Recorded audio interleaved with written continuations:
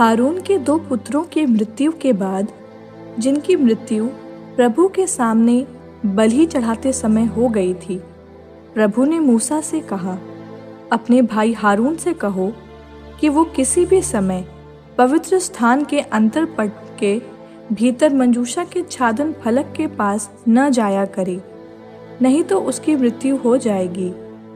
मैं मंजूषा के छादन फलक के ऊपर बादल में दर्शन देता हूँ।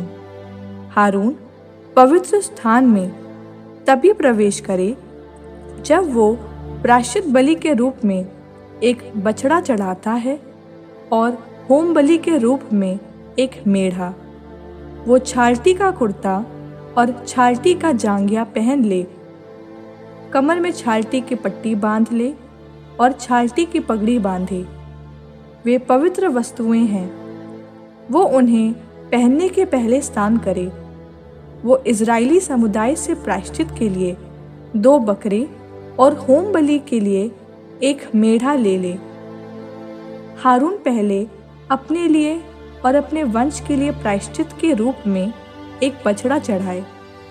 तब वो इन 2 बकरों को दर्शन कक्ष के द्वार पर ले आए।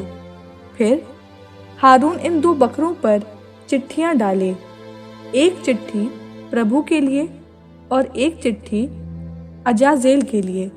हारून उस बकरे को जिस पर प्रभु के नाम की चिट्ठी पड़ी प्रायश्चित बलि के रूप में चढ़ाए।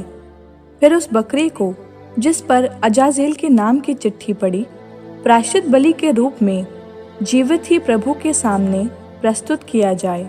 उसके साथ प्रायश्चित विधि संपन्न की जाए और बाद में उसे निर्जन स्थान में अजाजेल के पास भेज दिया जाए।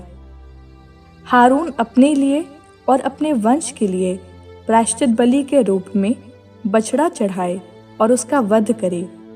फिर वो प्रभु की वेदी से अंगारों से भरे धूपदान और अंजलि भर महीन सुगंधित धूप द्रव्य लेकर उन्हें अंतरपट के पीछे ले जाए।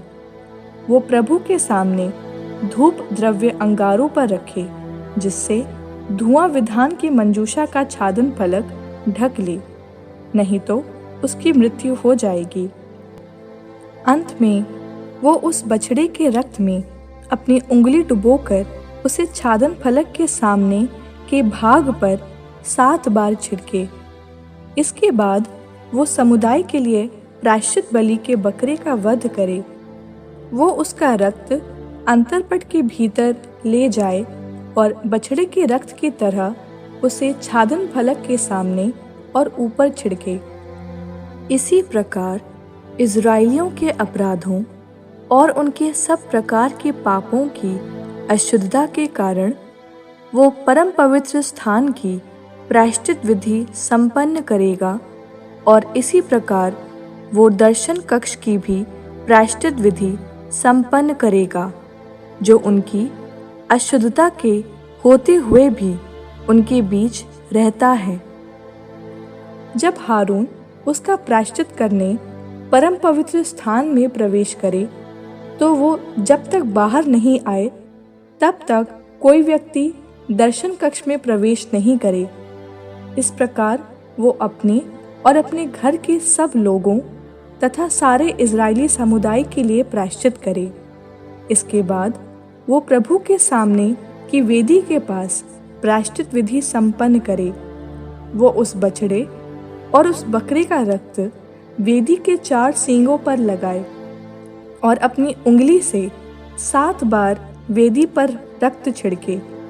इस प्रकार वो इज़राइलियों की अशुद्धता से वेदी को शुद्ध और पवित्र करे। वो परम पवित्र स्थान, दर्शन कक्ष और वेदी का प्रायश्चित कर चुकने के बाद दूसरा जीवित बकरा ले आने कहे। हारून अपने दोनों हाथ उस जीवित बकरे के सिर पर रखकर इज़राइलियों के सारे कुकर्मों और सब प्रकार के अपराधों को स्वीकार कर उन्हें उसके सिर पर डाल दे और फिर पहले से निर्धारित व्यक्ति के द्वारा उसे रेगिस्तान में पहुंचा दे। इस प्रकार वो बकरा लोगों के सब अपराधों को निर्जन स्थान में ले जाएगा और वो वहां छोड़ दिया जाएगा। इसके बाद हारून फिर दर्शन कक्ष में प्रवेश करे और छालटी के वे कपड़े उतार कर वहां रखे जिन्हें उसने परम पवित्र स्थान में प्रवेश करने के लिए पहना था। तब वो पवित्र स्थान में स्नान करे, अपने वस्त्र पहने और फिर बाहर आए और अपने और लोगों के लिए होम बलि चढ़ाए, और इस प्रकार वो अपनी और लोगों की प्रायश्चित विधि संपन्न करे। वो प्रायश्चित बलि की चर्बी वेदी पर जला दे। वो व्यक्ति जो उस बकरे को अजाजेल के पास ले गया था अपने कपड़े धोए और स्नान करे, तब वो फिर शिविर में प्रवेश कर सकता है। प्रायश्चित बलि का बछड़ा और प्रायश्चित बलि का बकरा जिनका रक्त प्रायश्चित करने के लिए परम पवित्र स्थान में लाया गया था, शिविर के बाहर ले जाए। उनकी खालें, उनका मांस और उनका गोबर आग में जला दिया जाए। जो उन्हें जलाए वो अपने वस्त्र धोकर और स्नान कर फिर शिविर में प्रवेश कर सकता है। ये तुम्हारे लिए चिरस्थायी धर्म विधि होगी। 7वें महीने के ठीक 10वें दिन तुम उपवास करोगे और किसी प्रकार का काम नहीं करोगे, न तो इज़राइली और न तुम्हारे साथ रहने वाला प्रवासी, क्योंकि उसी दिन तुम्हारे पापों के कारण तुम्हारी प्रायश्चित की विधि संपन्न की जाएगी, जिससे तुम प्रभु के सामने फिर शुद्ध हो जाओ। वो तुम्हारे लिए पूर्ण विश्राम का दिन होगा और तुम उस दिन उपवास करोगे। ये तुम्हारे लिए चिरस्थायी आदेश है। यही याजक प्रायश्चित विधि संपन्न करेगा जो अपने पिता के स्थान पर याजक पद के लिए अभियंजित और अभिषिक्त किया गया है। वो छालटी के पवित्र वस्त्र धारण कर परम पवित्र स्थान का, दर्शन कक्ष का, वेदी का और याजकों तथा इज़राइलियों के समुदाय का प्रायश्चित भी करेगा। ये तुम्हारे लिए चिरस्थायी आदेश है कि वर्ष में एक बार इज़राइलियों के सब पापों के लिए प्रायश्चित किया जाए। प्रभु ने मूसा को जैसा आदेश दिया था वैसा ही किया गया।